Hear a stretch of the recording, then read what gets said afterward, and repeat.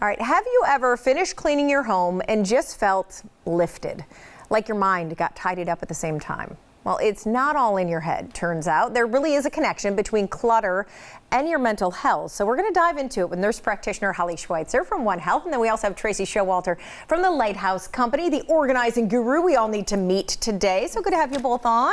Yeah, thank you. Thank you so much. All right, Tracey, I want to talk about how you kind of excel at turning chaos and clutter into calm. That is what you say, right? So I imagine you have, first of all, seen folks struggle with trying to keep their house tidy, right? It is an issue I think we all have.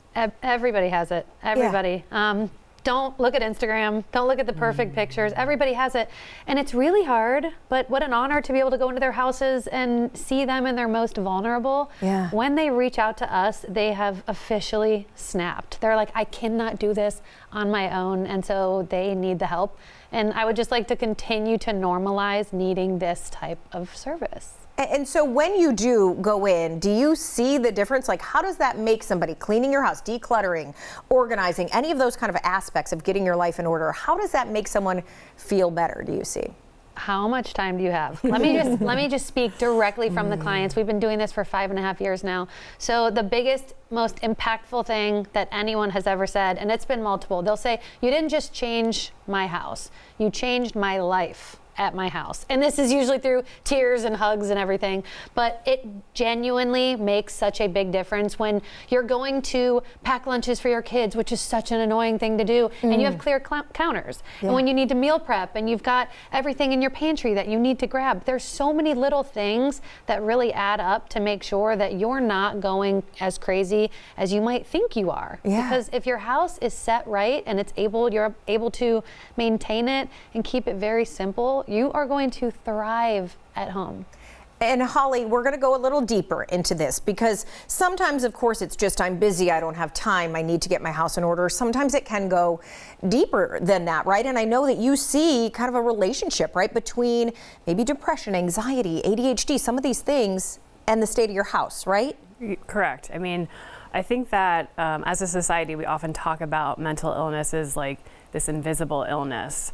But the reality is, if you were to walk into someone's home that has untreated depression, anxiety, ADHD, you're going to see a lot, right? Yeah. And I think that the unfortunate thing is for these people, they're so overwhelmed, right? With, I'm just trying to get through my day. Like, I took everything I had to get to work today, to show up, to feed myself, to feed my kids, whatever it is. And then by the end of the day, there's no time or there's no energy, mental energy, physical energy to clean up their space, to think about the next day, to plan, to organize. So I often feel like, unfortunately for these people, as you just said, they have the chaos inside and then they don't have the energy to clean up the chaos on the outside. And it's just every day, it just can be so difficult. So. And if you are somebody who maybe lives with somebody like that, right, and you don't maybe realize it's going deeper, what are some of the signs maybe that someone's like external chaos, that their house, it is more than just, I'm too busy to get this in order, I might be struggling inside with something?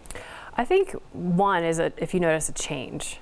Yeah. Right. So if somebody has always sort of been a certain way and all of a sudden they're a different way, right? Where it's like, wow, the laundry's really piled up, or there's dishes in their sink, or I came over and it felt like I just said something very small and they kind of snapped, right? And so I think it is when you notice there's a difference in the way somebody is living and how they're behaving that isn't what you're used to, whether it's your loved one or your partner or, your friend. I think that these subtle changes, sometimes we notice and we're afraid to talk about it with that person. But to be honest, that could be a really early time to get in there and say something like, I'm concerned. Like, how can I support you? I'm noticing this is different or this is different. And it seems like you might be struggling. Like, let me call Tracey for you. Let me call Tracey for you. Some help. And the thing about it, Tracey, I'm sure this is another thing. Unrealistic standards, right? We look everywhere. You said, like, you go to social media, you're seeing everybody who's got the Container Store in every room of their house and they've got it together, and then you think, I'll never be that, so you let it go, maybe.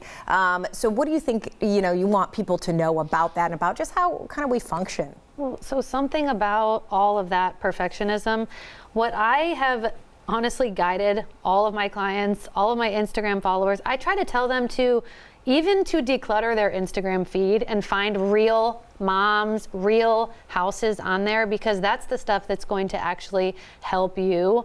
I think it's such a disservice for us to only see the picture perfect stuff. Nobody has it all together. Nobody. And so if we can find really relatable houses to normalize that, my house included, like nothing is perfect.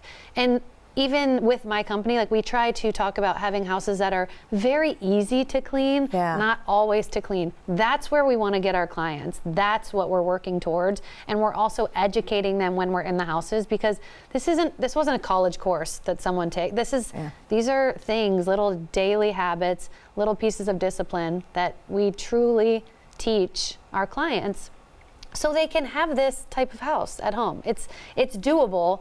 But I could see how the Instagram and all the unrealistic expectations would have somebody just want to stop, because they would think, I can't do that. And I'll tell you, it's clear that both of you, the relationship you have with each other is so intertwined. You probably every day say, I've got a client for you, I've got a client for you, because that is such like a symbiotic thing to say, like, I'm going to help you on the outside, I'm going to help you on the inside, right? All the time. Yeah. Absolutely. All right. So all the info on there, onehealthoh.com. And it's been a pleasure to meet you and kind of learn about that. I think everybody's going to be thinking a little differently about their house. We hope so. These days, we right? hope so. It's impactful. For sure. Yeah. All right. Well, thank you for being here. Thanks. Thank you.